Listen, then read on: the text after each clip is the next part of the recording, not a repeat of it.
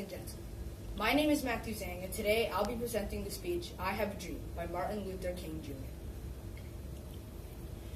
I am happy to join with you today in what will go down in history as the greatest demonstration for freedom in the history of our nation. 50 years ago, a great American, in whose symbolic shadow we stand today, signed the Emancipation Proclamation. This momentous decree came as a great beacon light of hope to millions of Negroes who had been seared by the flames of withering injustice. It came as a joyous daybreak to end their long night of captivity.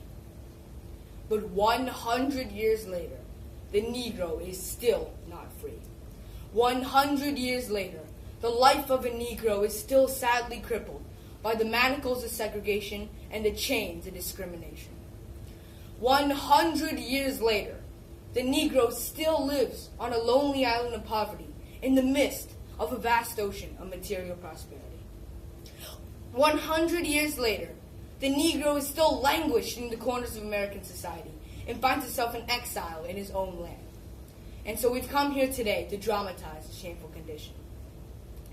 When the architects of our republic wrote the magnificent words of the Constitution and the Declaration of Independence, they were signing a promissory note to which every American was to fall heir. This note was a promise that all men, yes, black men as well as white men, was guaranteed the unalienable rights of life, liberty, and pursuit of happiness. I am not unmindful that many of you have come here out of great trials and tribulations. Many of you have come from areas where your quest for freedom has left you staggered by the storms of persecution and battered by the winds of police brutality. So go back to Mississippi, go back to Alabama, go back to South Carolina, go back to Georgia, go back to Louisiana, go back to all the slums and ghettos of our northern cities, knowing that somehow this situation can and will be changed. Let us not wallow in the valley of despair, I say to you today, my friends. For even though we face the difficulties of today and tomorrow, I still have a dream. I have a dream that is deeply rooted within the American dream. I have a dream that one day this nation will rise up and live out the true meaning of its creed.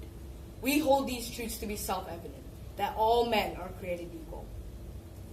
I have a dream that one day on the red hills of Georgia, the sons of former slaves and the sons of former slave owners will be able to sit down together at the table of brotherhood. I have a dream that one day my 4 little children will not live in a nation where they will not be judged by the color of their skin, but by the content of their character.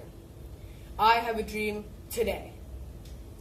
I have a dream that one day right there in Alabama, little black boys and little black girls will be able to join hands with little white boys and little white girls as sisters and brothers. I have a dream today. So let this be the day. Let this be the day when all of God's children will be able to sing out a new meaning. My country, 'tis of thee, sweet land of liberty, of thee I sing. Land where my fathers died, land of the pilgrim's pride.